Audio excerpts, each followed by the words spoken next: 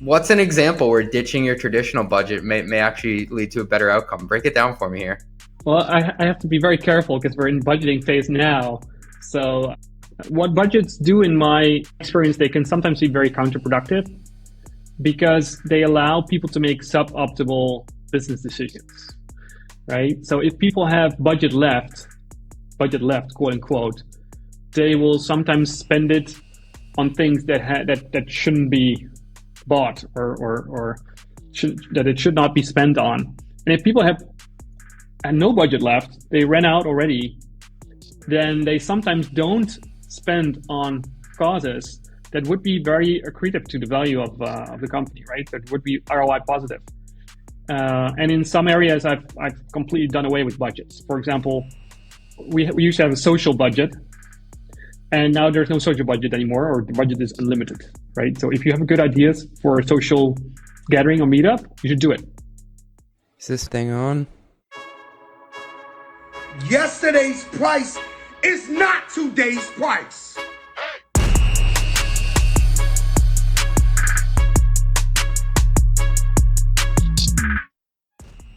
When you talk about high-flying companies, Remote has to be in the mix. And I just spoke with Michiel Boere, the CFO of Remote. They open up the playing field in terms of opportunities for people who want to work for companies that are in other places.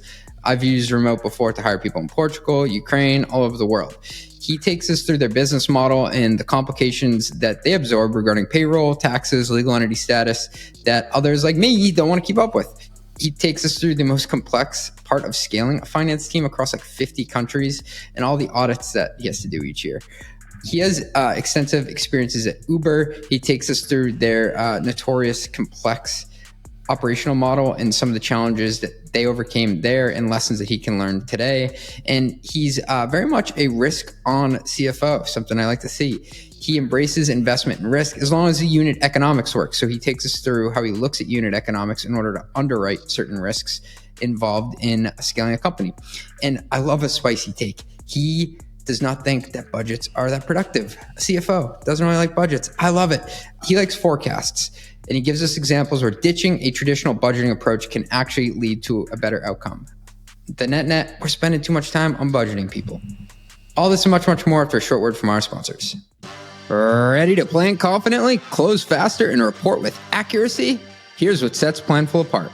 Imagine purpose-built solutions for every department, from FP&A to accounting, marketing to HR, all with built-in financial intelligence. It's easy to implement Planful in just weeks with minimal IT involvement, enabling seamless collaboration across your organization's key financial workflows. Best of all, Planful grows with you. Its unmatched scalability ensures that no matter how fast your business expands, Planful can keep up. See why over 1,500 customers worldwide choose Planful as their flexible, user-friendly, end-to-end financial performance management platform. Visit planful.com/metrics to see how you can elevate your team this year with Planful. They will hook you up. It is planful.com/metrics. Tell them your boy CJ sent you. Planful.com/metrics. Trust isn't earned, it's demanded. Whether you're a startup founder navigating your first audit or a seasoned security professional scaling your GRC program, proving your commitment to security has never been more critical or complex. That's where Vanta comes in. Businesses use Vanta to establish trust by automating compliance needs across over 35 frameworks, like SOC 2 and ISO 27001. Centralized security workflows, complete questionnaires up to 5 times faster, and proactively manage vendor risk. Vanta not only saves you time, it can also save you money. A new IDC white paper found that Vanta customers achieve $535,000 per year in benefits, and the platform pays for itself in just 3 months. Join over 9,000 global companies like Atlassian, Cora, and Factory, who use Vanta to manage risk and improve security in real time. For a limited time, our audience gets $1,000 off Vanta at vanta.com/metrics. That's vanta.com/metrics for $1,000 off. Michiel, welcome to the podcast. Thank you. Thank you for having me. I want to start off with Remote's business model, but there's this human element that I have to address in all of this. And I feel like Remote has this way of leveling the playing field as to where someone was born and the opportunities they have. Does that resonate with you? Yes, yeah, that resonates very much with me. It's actually one of the reasons why I'm so excited about this company, and one of the reasons why I joined. Really, right? If you go back just a decade or so, where you were born really determined the level of job opportunities that you would have in your life, right? And in many countries, it would be near impossible to get a job that would pay you more than, say, $2,000 a month. With remote work, that has changed a lot, because right now what we see is that essentially employees from all over the world, they can find jobs that pay quite well for international companies that are based all over the world, and it's an enormous leveling of the playing field, if you will, for the global labor markets and for talent around the world. And it's also on the other side, it's the same thing, right? So if you are a startup in, say, Silicon Valley, and you're looking for software developers, that is actually quite difficult, right? You have to compete with Meta, and you have to compete with all the other high-paying rich companies in Silicon Valley. And with this new setup, you can essentially find software developers all over the world, and marketeers and designers, etc. So as a business, you can also scale. So yes, it's leveling the playing field. It's actually one of the reasons I'm very excited about remote. I can tell you're passionate about creating opportunities worldwide, regardless of location. Was there a moment or a story that really solidified that mission to you? Well, first of all, before I joined remote, I myself was working mostly remote. Okay. So I was the CFO of Uber Eats, and I became CFO of Uber Eats I think at the end of 2019, right before the pandemic hit. And so at that time, it was kind of implied that I would have to move to San Francisco for that role. But I had not yet. I was still living in the Netherlands, a small village just outside of Amsterdam. So I was like, well, I will move to San Francisco. Maybe we'll see. We'll see how long we can do this. And I was traveling a lot. And then, of course, we all know what happened in March 2020. And after that, everyone was, of course, sent home. And we worked from home for a couple of years. And it was not a thing anymore. I did not have to move anymore to the US. As much as I love California, but at that time I wanted to live in the Netherlands. So myself, I benefited from the fact that you could have a global job and live anywhere. So that solidified the concept, at least in my mind when I joined. Yes. It's so true. And I mean, I take advantage of that as well. I always consider myself a man of no fixed location, depending on where and when I'm going to shoot the podcast, but also where I'm going to work, my day job as a CFO. I'm thinking back to the first question that we covered around leveling the playing field. And what I notice is, while you're not a marketplace model, it has a lot of elements to it in the way that you talk about value creation, right? Because I think the best marketplaces, similar to Uber, they actually increase the total addressable market, or they increase the surface area for business opportunities. And what I mean by that is, there's a lot of times like things go from the analog world, like pen and paper, to online, and people are always like, oh, you're just hijacking, transactions that were happening, over the phone, and now you're just putting them online. I think a similar, case, some people may argue around certain business models, like, hey, you're just shifting like arbitrage of labor from one place to the other, but it's not. It's actually increasing the surface area for people to hire, and then for people to get new jobs, which I think is like actually very accretive to GDP everywhere. Yeah, totally. And we are up until now not a marketplace in the sense that we bring supply and demand, in this case employers and employees, together and then let them figure it out themselves. That's not how it currently works, right? Currently, an employer comes to us and says, I want to hire this person through you, and we help to make that happen, right? We manage and pay the employee wherever we are in the world, either as an employee or as a contractor, depending on the situation. So But we are actually going a little bit towards that as well, where we want to make it easier for employers to figure out how much does it cost if I hire someone in which country, and how can I find great talent there. So we are going to help with that as well, and we have some things in the pipeline that will make us more of a marketplace from that perspective, where we also help with that early part of the funnel. The quality of Uber Eats, I'm sure, is predicated around, can I find what I want in the time that I want and actually get it delivered. And remote, eventually, you're kind of looking at like the liquidity ratio in a sense, similar to a marketplace, where it's how can I link up somebody who needs this talent and actually make sure that the job to be done is fulfilled. Yes. And it's actually the first thing that clients ask us. They ask us, can you please help me find people? Right? Yeah. Can you please help me find people? Because I don't have them yet. And wherever they are around the world. So one other common misconception is that our clients would hire people in low-cost countries, but we actually don't see that to be the main use case. We see that our clients will hire talent wherever it is around the world. So we have many US clients that are hiring in Europe and vice versa as well. And we also see, and that goes a little bit to the first point that we talked about, we see that the salaries are equalizing a little bit as well, right? So in countries that you might think of traditionally as lower cost, we see that because people have a lot of opportunities now, they can actually command higher salaries.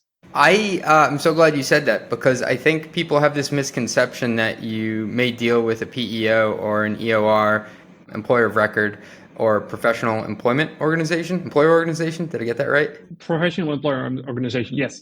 In the US, that's it. You would deal with someone similar to a remote in order to decrease your costs, which may be an opportunity out there, but at the same time, it's more about, I think, the optionality of who you hire. Because I've worked at places where we actually do hire people who are even more expensive. It may be a developer in Israel who's working on cybersecurity, or it could be somebody in Germany who's a VP of finance. It's not necessarily always the case that you're decreasing costs. It's more that you're increasing your optionality. Yes, totally. And so we don't see it as a cost reduction tool at all. It is a find talent everywhere tool, right? So if you are a company and in Silicon Valley, it's okay. There's a lot of talent around you in, say, a 10-mile radius. But for most companies outside in normal places where I might live, there is very limited talent pool in the near vicinity around your office that can drive to your office location, right? So this really increases the available pool of talent that you can fish in. I mean, it just feels weird to think back to even 20 years ago, where you had to literally live within 1 hour, give or take, of wherever you're going to work. So my wife's family is from the area where General Electric was based. Mm-hmm. And basically everyone in those 3 towns worked for General Electric. Yeah. And when GE left, it was like that whole area was on sale, right? Yeah. Because all the people who were making good money were the ones buying those houses. But I don't know. It's just like an odd phenomenon to think that we're actually not that far removed from that. Yeah, and it's very risky for, to your point, it's very risky for a community to have that as well, to be so tied to companies that are there or that may leave at some point. Yeah. Yeah, totally. What's something unique about your business model that people from the outside maybe wouldn't know? I think what's unique is and people usually understand this, but they sometimes don't fully grasp the complexity, is that we've essentially had to build a multinational company in 5 years, right? So we started in 2019, but didn't really have real revenue until 2020. And now we're almost all around the world, right? So we've built a multinational in the shortest amount of time I've ever seen. And that comes with all the challenges that go with that, right? Like if you need to open a bank account in Zimbabwe, right? That's not an easy thing to do. And this morning I actually heard that in the Philippines we have a physical invoice book. You have to put invoices on paper in a physical book. So we have that in the Philippines. And then we do VAT in Pakistan, and there's actually 7 different provinces in Pakistan, and they all have their own different VAT treatment, right? I don't know the details of that, but fortunately, I have a great team that does. And so the interesting thing about this company is that we've had to build that up with all the challenges that come with that. So it is great, but sometimes it's also mind blowing to understand the complexity of that. As a CFO, have you had to physically show up anywhere very odd to sign paperwork as a signatory? I have not, but our founders have. And I know that our CEO has a thick stack of papers that he needs to sign every week. And he has had to show up in some places as well. So yeah, that has happened. Hey, thanks for listening. We'll be right back after a word from our sponsors. Does your revenue recognition process feel like a total guessing game? Step right up and pick a card, any card. You're not alone. Revenue accounting is getting more complex, especially with subscription models, usage-based billing, and evolving compliance standards. Woohoo! RightRev is here to help you gain control over your revenue accounting. RightRev automates the revenue recognition process from end to end. Whether it's multi-element arrangements, subscription renewals, or complex usage-based contracts, RightRev takes care of it all. That means fewer spreadsheets, fewer errors, and more time for your team to focus on growth. Customers like Snowflake, Logic Monitor, and Epicor chose RightRev to manage their high volume and complex revenue accounting. CFOs can see the bigger picture faster without being held up by their team's reporting nightmares. You know me, I'm a business model fanatic. And don't get me wrong, I love all the evolutions. We've got self-serve revenue, usage-based revenue, and now even success-based revenue, you name it. But that doesn't make it any easier for us bean counters on the back end to keep score. RightRev is like a cheat code for staying ahead of revenue complexities. So you're ready to transform your revenue accounting? Visit RightRev.com to schedule a demo. That's RightRev.com and tell them your boy CJ sent. RightRev, modern revenue recognition simplified. Oh yeah. Well, if you've listened to this podcast before, you definitely know that I think it's cool to be a fan of business. I'm obsessed with researching how the best companies operate and specifically how they manage their money. And I've learned that a company's financial stack can make the difference between world domination and obscurity. That's why I want to tell you about Brex, because I want you to rule the world. Brex is an impressive financial services and software company that has grown immensely since it was founded in 2017. In just the last year alone, Brex accelerated customer acquisition by 50%, with 91% growth in enterprise customers. And there's good reason that over 30,000 companies from startups to enterprises have flocked to Brex. Brex offers the world's smartest corporate card on a full-stack global platform that is everything CFOs need to manage their finances on an elite level. Plus, they offer modern banking and treasury, as well as intuitive expenses and accounting automation, bill pay, and travel. Wow, it's all on the roster whenever you need it. Brex grows with you.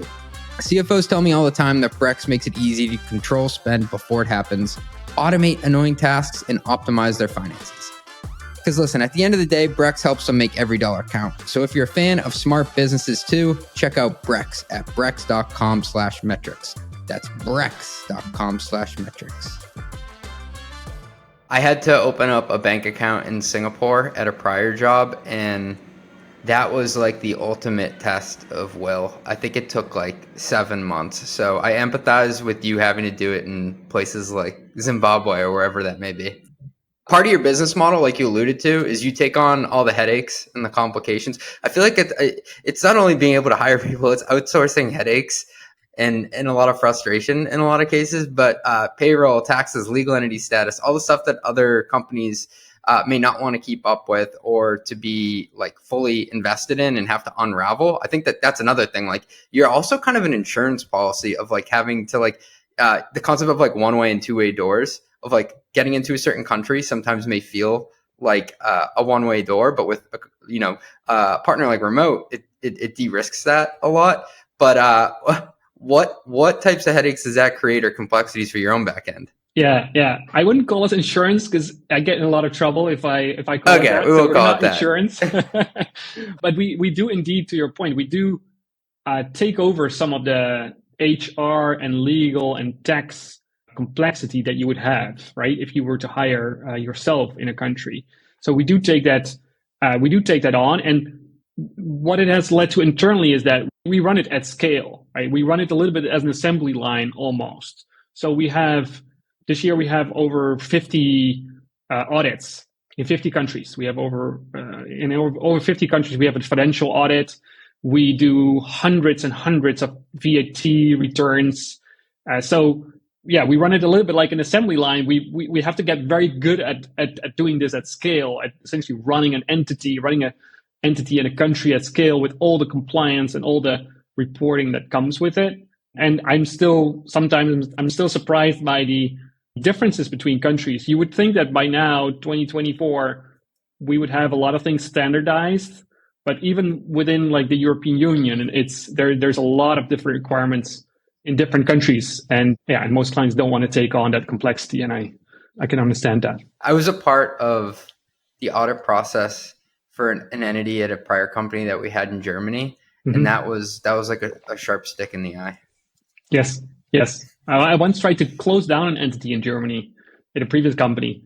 That was also very difficult. Like closing down an entity is sometimes even more difficult than actually opening it. So I shut down a joint venture in Mexico, and I think it would have been better if I just went down to Mexico and talked to someone in person, because it was like, first of all, I'm not that good at Spanish, and I was printing out documents to try to figure out what they said, and everything needed to be in wet ink.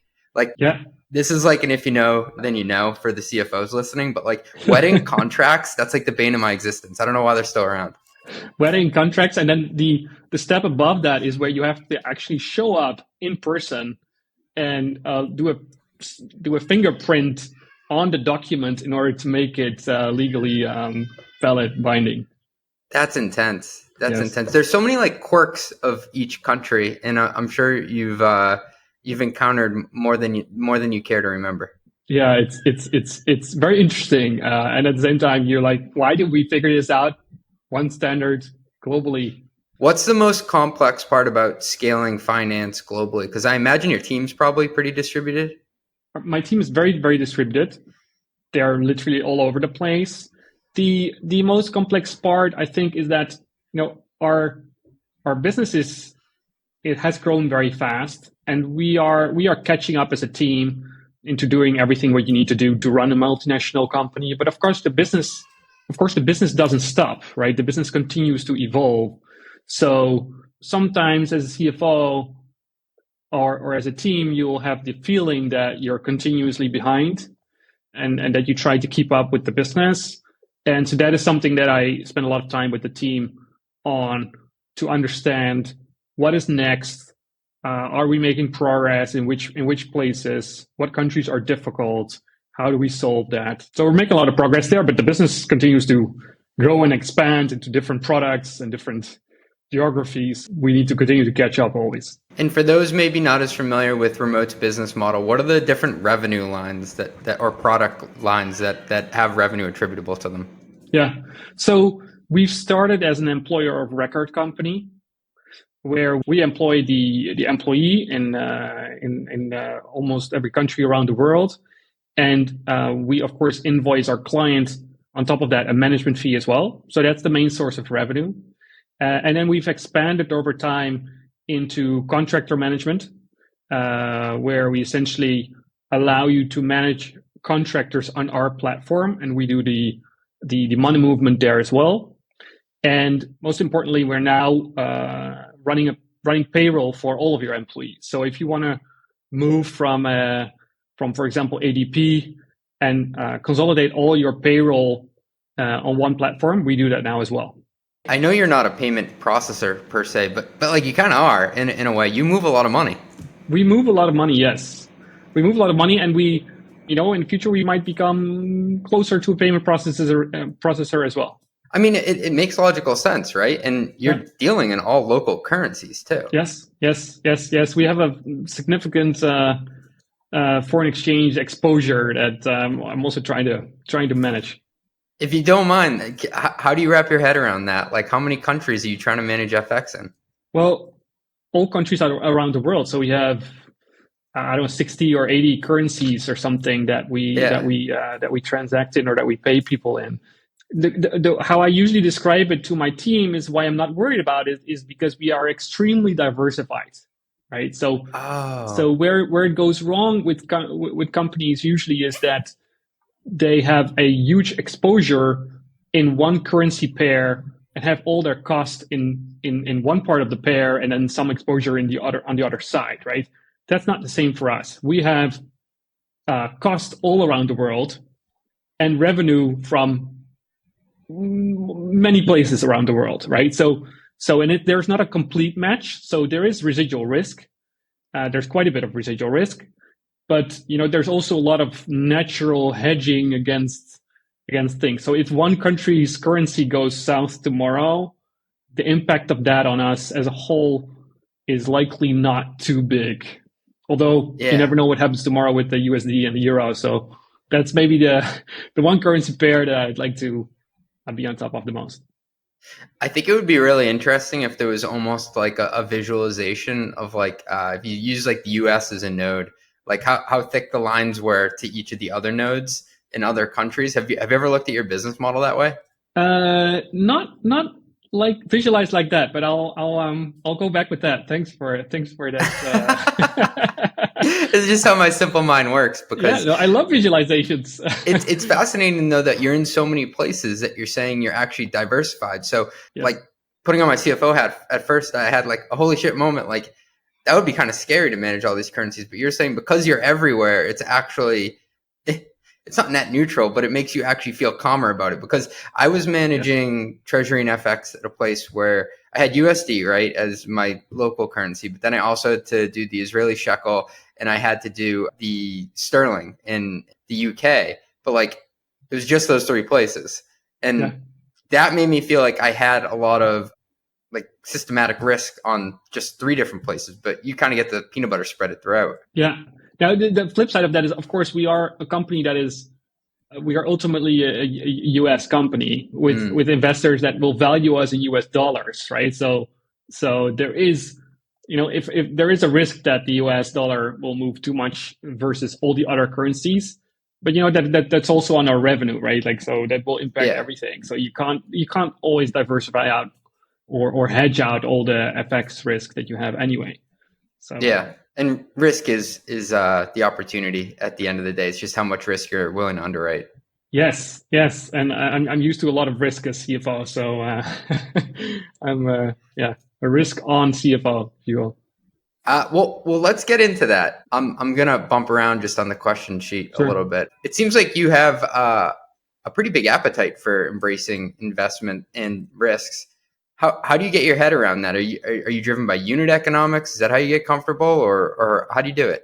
So I come from a business background into the CFO profession, right? So I don't come from an accounting background, which probably has influenced me a little bit. And so I'm very used to looking at things from a unit economics perspective, to your point.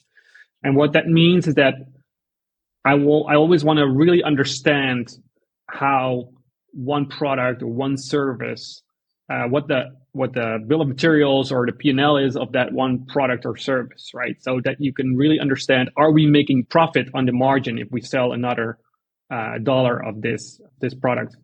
And once you've done that, and once the answer to that is yes, and you're comfortable with the outcome of that, then you can invest quite a bit in order to scale the business, right? And I've seen that at Uber, where I worked previously, where many people outside of Uber thought that Uber would never make money, but from the inside, it was always pretty obvious that this is a good business model in principle, and the key was how do we get this as big as possible globally, right? So you spent a lot of money on sales and marketing and promotions to scale globally and to set up a company because you feel good about the underlying economics, and those will service in the end. What would you say if someone was to push back and say that it also has to do with the cost of capital? Like there were a lot of marketplaces at the time, like Uber, who rightly or wrongly got criticized, like, oh, well, you can run rebates and you can run, discounts at a certain price now. Will it hold later? I imagine that's also a question around unit economics, right? Yes, it is. Well, capital was very, very cheap up until a few years ago, right? So there was everyone could just put their hand up and they would get $100 million to build a marketplace. Those days are over, but that was certainly the case. Even then, I would say that the ones that didn't make it usually didn't have very strong unit economics or struggled with it from the beginning or didn't take into account all the costs that really come with running a product like that. So, for example, you had these electric scooters. The bird scooters. For example, right? There Or were a lot Lime, of yeah. companies at some point that had electric scooters. Uber also went into it a little bit. And if you looked at just one trip, you would be like, well, this can potentially make money. But then if you would take into account just how quickly these things would get damaged and stolen and thrown into the river, and how much money and time you had to spend to take all the ones that were downhill and get them uphill again, get them back from places that were unpopular into places that are popular. If you had to take all of that into account, you would realize quickly that this might be an operationally very difficult business. Investors were a little bit blind to downsides of some of these marketplaces when a few of them became very successful. It sounds like you're looking at the bigger picture of all the costs that are involved and also all the risks that are involved. So and correct me if I'm wrong, just to play it back, that in order to underwrite a risk, you need to get comfortable with the unit economics at scale with everything that's going on, not just like the microcosm of one transaction. Yes, exactly.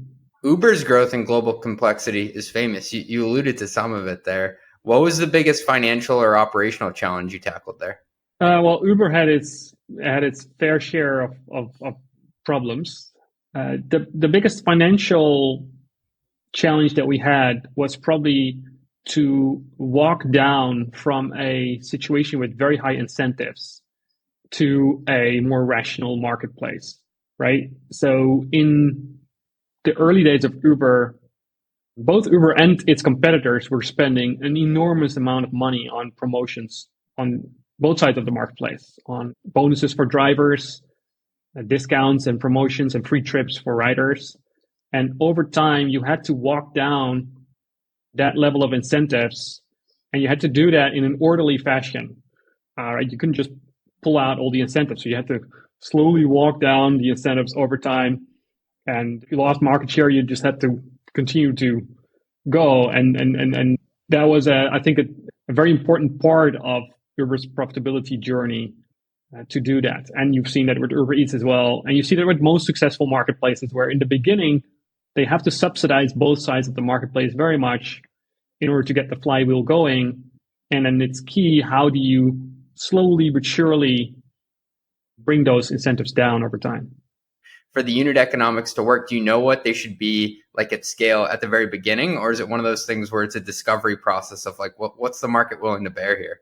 Yeah, I think at Uber, we were quite convinced that the level of incentives at scale were going to be near zero.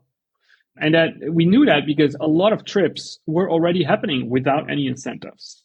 But you could have 9 out of 10 trips with zero incentives, give one trip away for free, and lose a lot of money as a whole business, right? So what people from the outside then saw is that the business is losing a lot of money. Some people get free trips, but what you were seeing inside the companies, well, actually 9 out of 10 trips are making money. It's just that this one is destroying all the value, and we're doing that deliberately, but we're gonna stop doing that at some point. Oh, that's so fascinating, because if you look at just one transaction in isolation, you may lose the forest through the trees. But if you look at the basket of all the transactions, you say, oh no, this makes sense. It's just making sure that overall, it's profitable. Yeah, and of course, Uber only takes a small, or some would argue too big, but like it's only a part of the trip that becomes Uber's revenue, right? So if you give one trip away for free, that's more than the revenue you would normally make on a trip. So that's the revenue of 3 other trips as well, or 4 other trips, right? So your revenue can actually go almost to zero because of that. We talked to Jack Greco, who was the founder of ACV Auctions. And so they were a marketplace for dealerships to buy and sell cars. And he said, listen, we made 2% on every transaction. And we promised to everybody that if we screwed something up, we would pay for the whole thing. He's like, but that really sucked, because that means we had to have 50 transactions go right to make up for one bad one. Exactly. What lessons about complexity did you learn from Uber that you applied to Remote? Were there any moments where you were able to reapply it? I think one thing that my time at Uber taught me is to see a little bit of the signal through the noise. There was so much noise within the company and outside the company about the company that you had to stay calm in the middle of a storm and see what's important and focus on that. And that's something that I think I've taken with me, and that will help me as well. Which is also, and it also means that, one of the things I realized is that you create most of your value for a company with only a small part of the things that you actually do, small part of the projects that you run, right? So if I look back at my time at Uber, and even before that in other companies as well, every year there's one or two projects that you do that sort of change the trajectory or change the course, and that you would look back at as, hey, this was 80% of my impact in that year.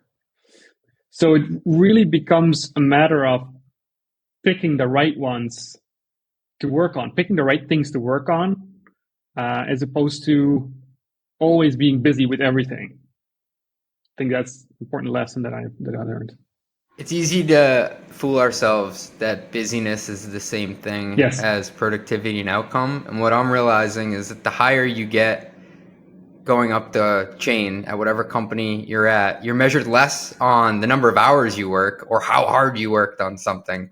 And if your peers saw you working hard on it, and more on the quality of decisions. And I'm also realizing that the quality, like the end size of those decisions, you may only make 2 really great decisions a year, but that may be enough. Yeah, exactly. Yeah.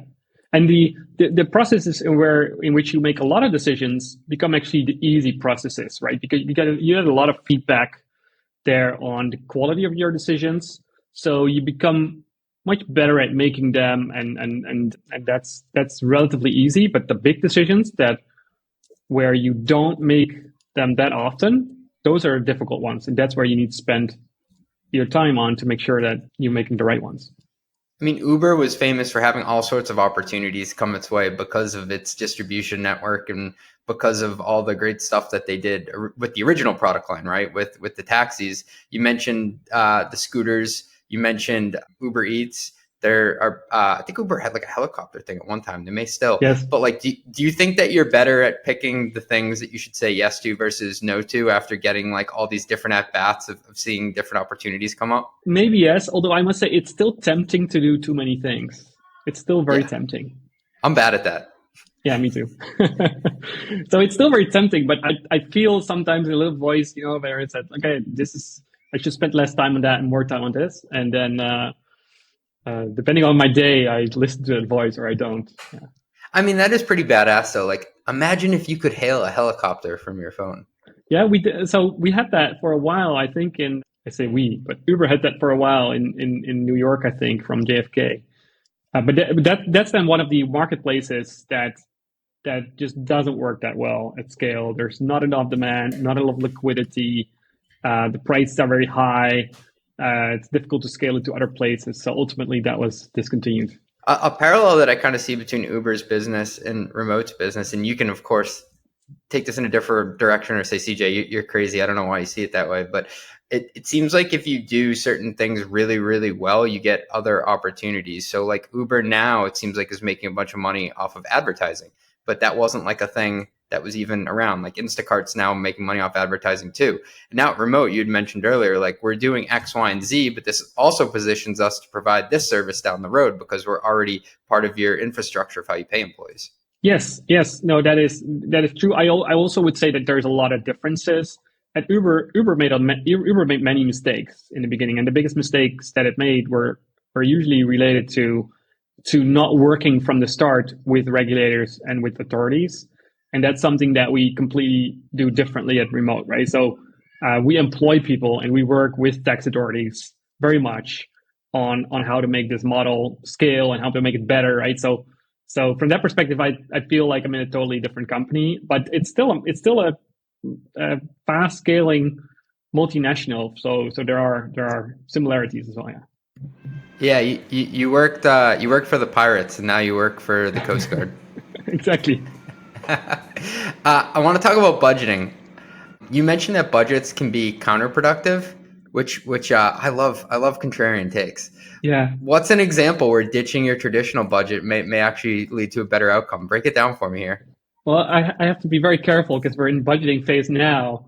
So my team will not like me if I say this. But the thing is, sometimes I feel that the CFO cares the least about the budget in the company, and everyone else cares a lot about the budget. And maybe that's how it should be.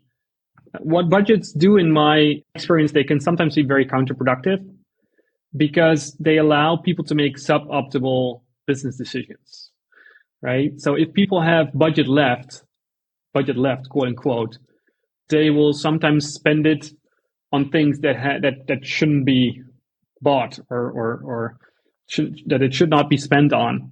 And if people have no budget left, they ran out already, then they sometimes don't spend on causes that would be very accretive to the value of the company, right? That would be ROI positive. So that's why I try to use budgets sparingly. I try to make forecasts and then challenge teams to beat their forecasts if they can.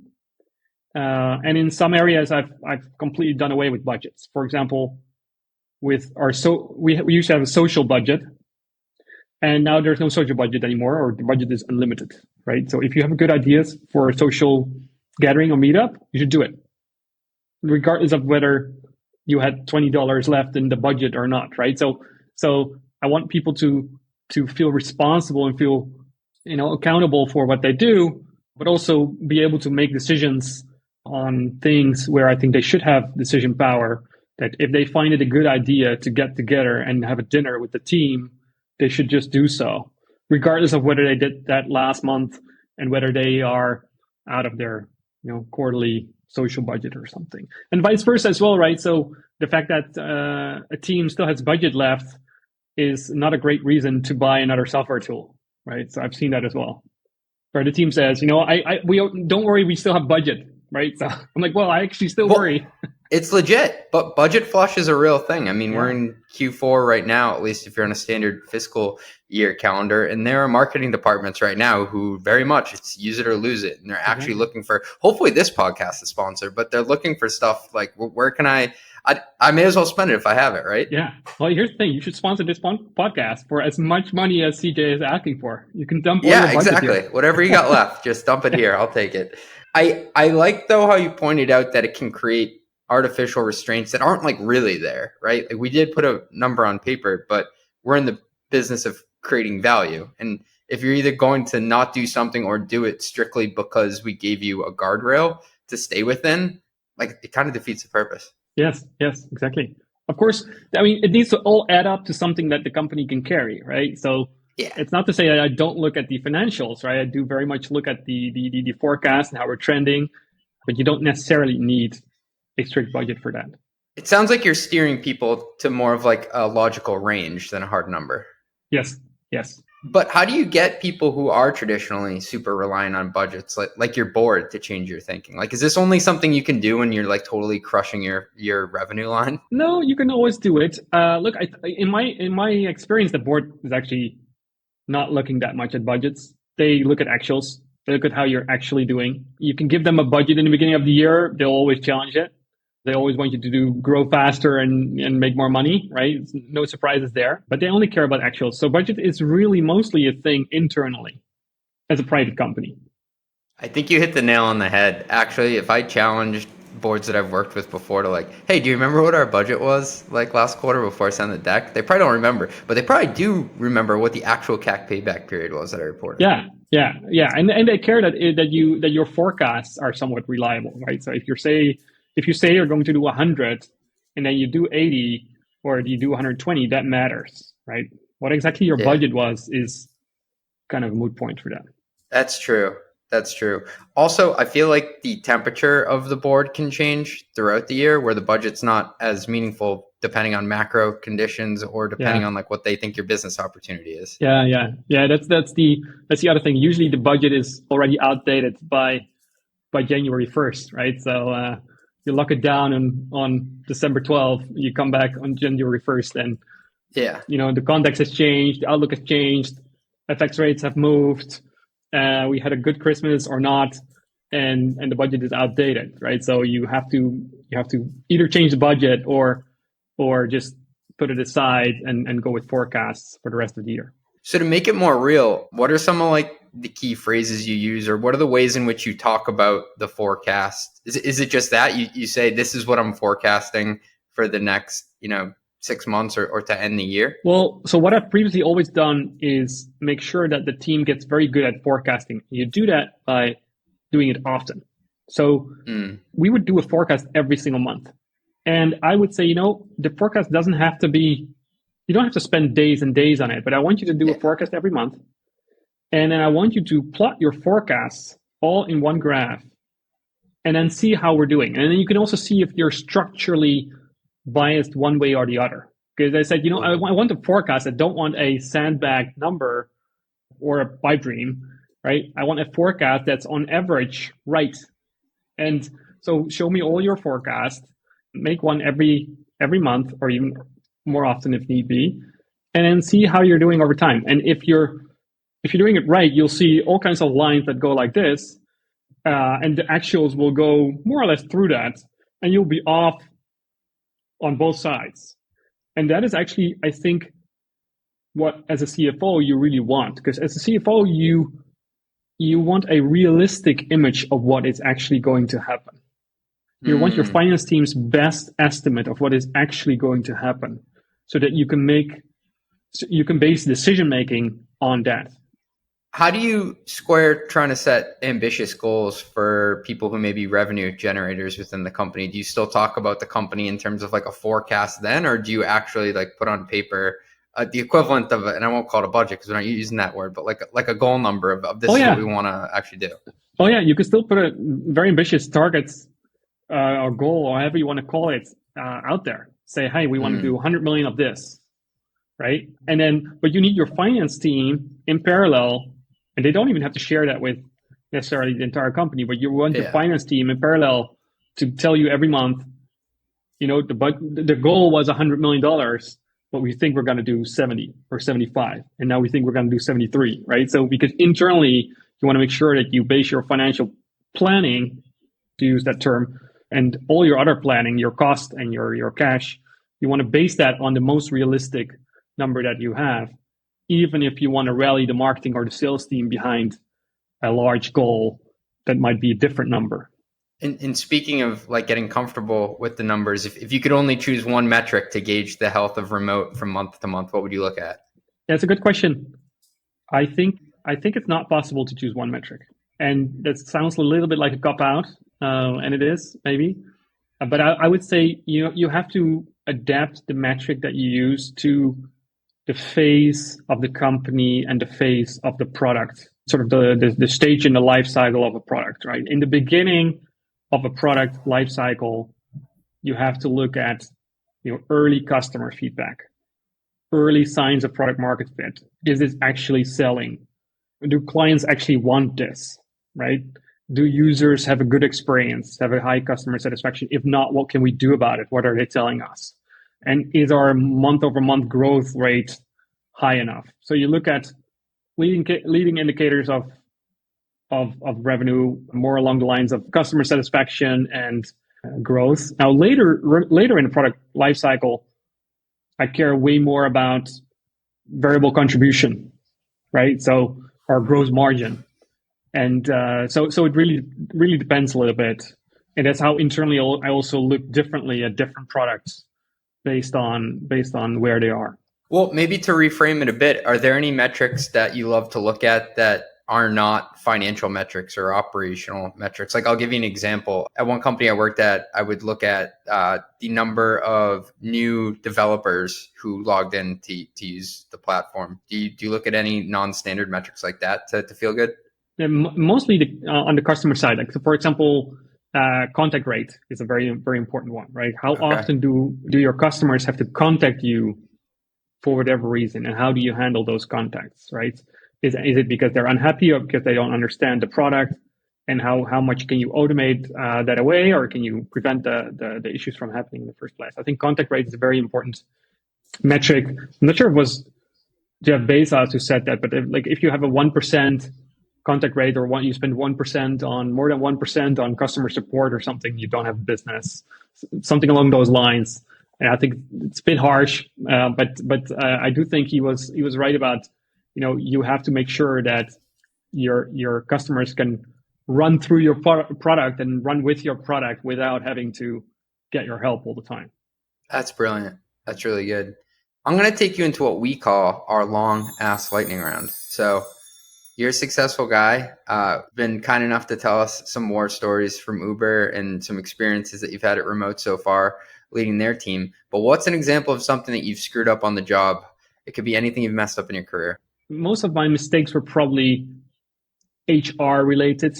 Like most managers and most executives will likely tell you that they've made hiring decisions that were bad, where they've hired the wrong person for the wrong job, and or stuck too long, like didn't make difficult decisions on the people front to part ways with someone, even though it was obvious at some point, and you just waited too long. I think that's also the case in my career. My biggest mistakes were probably on the HR side as well. And if I look back on those, in many cases, you already had an instinct or, a little voice in your head that was telling you what the right decision was here, and you just didn't listen to it enough, right? So, and those are also the most difficult things to do as a manager or as a leader, right? So the most difficult problems are the problems with where things are not going well with a certain team member, and you have to deal with that. And I think I've learned over time that you need to be very honest and upfront and be very frank with people about what is and what is not working, and that's the best strategy. You cannot save it all up.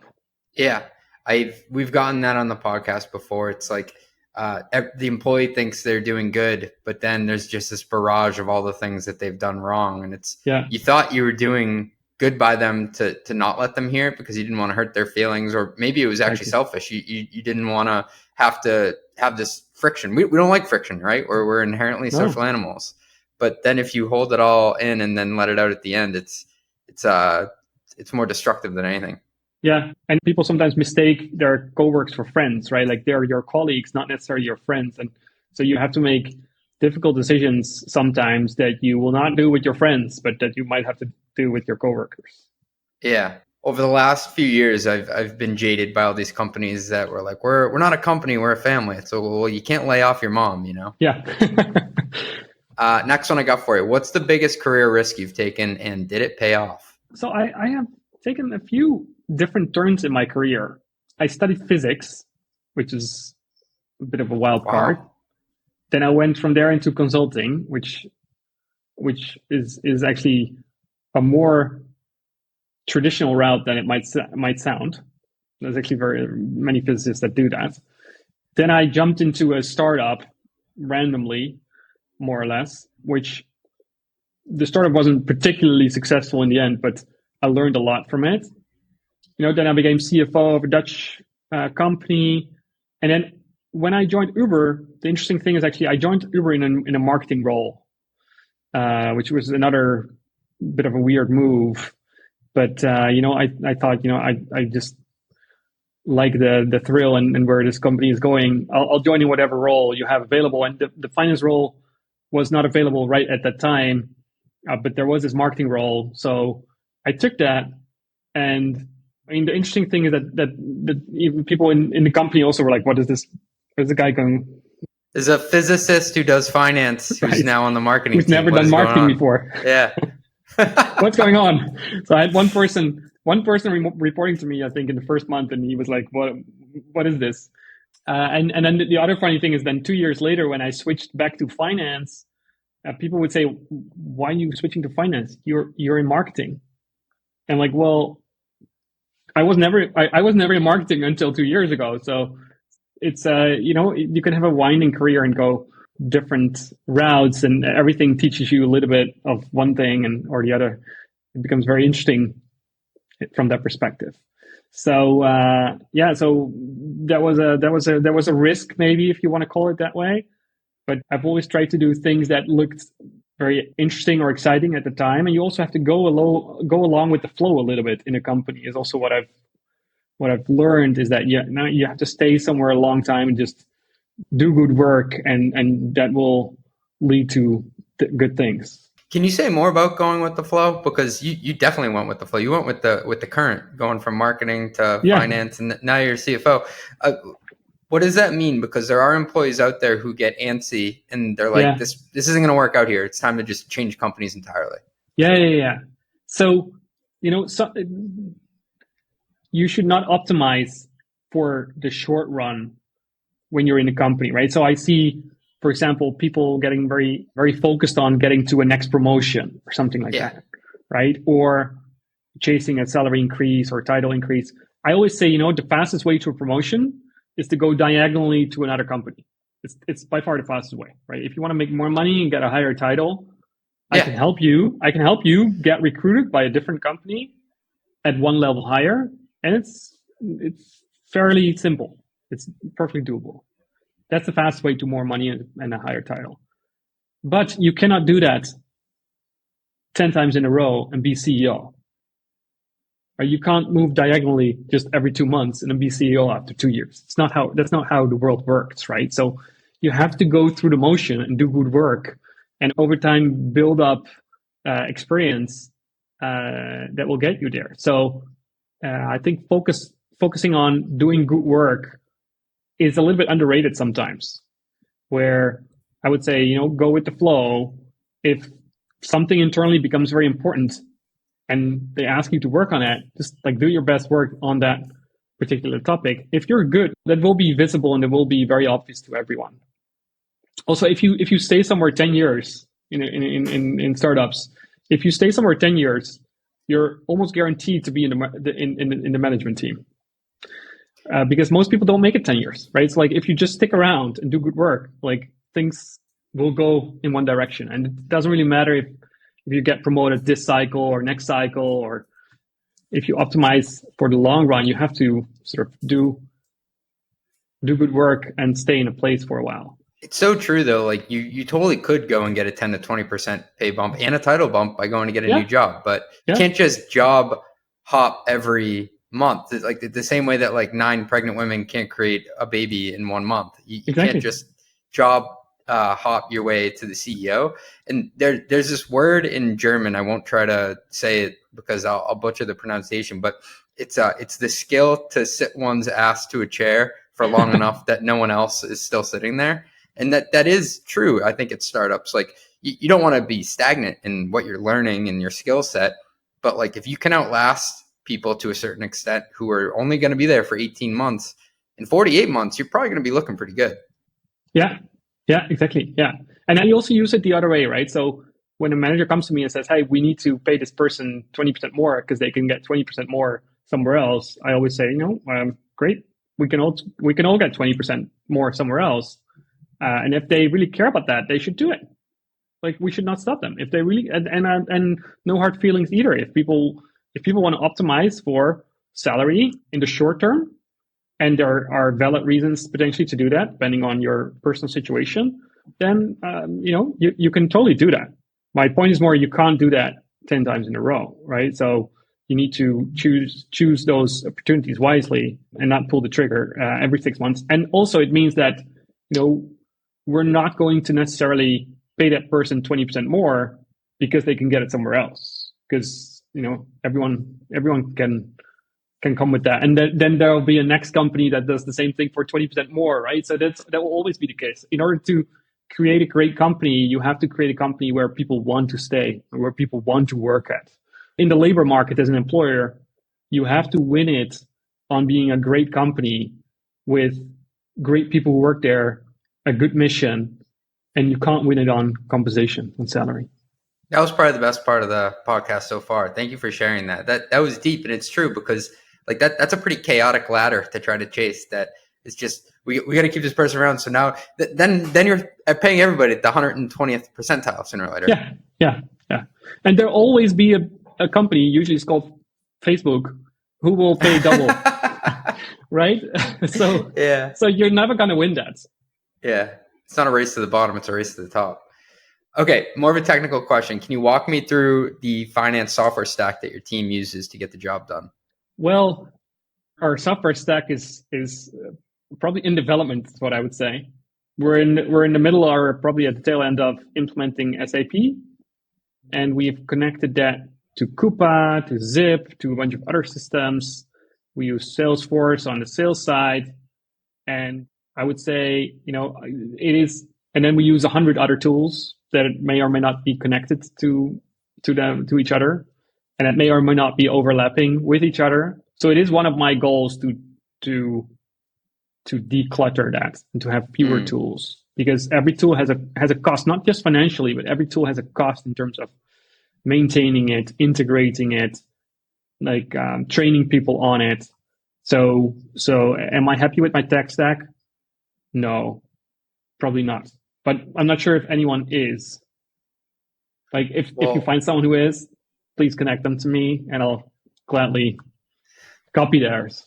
Well, lucky for you, Michiel. The blessing and the curse of being on this podcast is you will have 100 hungry BDRs emailing you, trying to hawk their wares.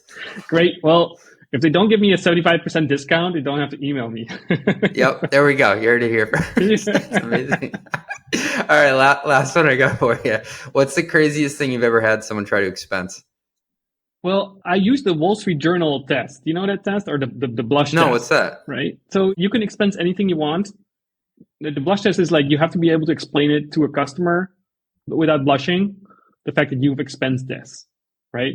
And the Wall Street Journal test is, if it ends up tomorrow on the front page of the Wall Street Journal that this person in this company expensed this, then you have to be okay with that. You shouldn't blush, right? If those things are true, you can expense almost anything. Yeah.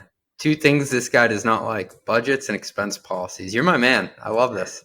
Yeah, well, I have an expense policy, but it is more or less that what I just mentioned. Yeah.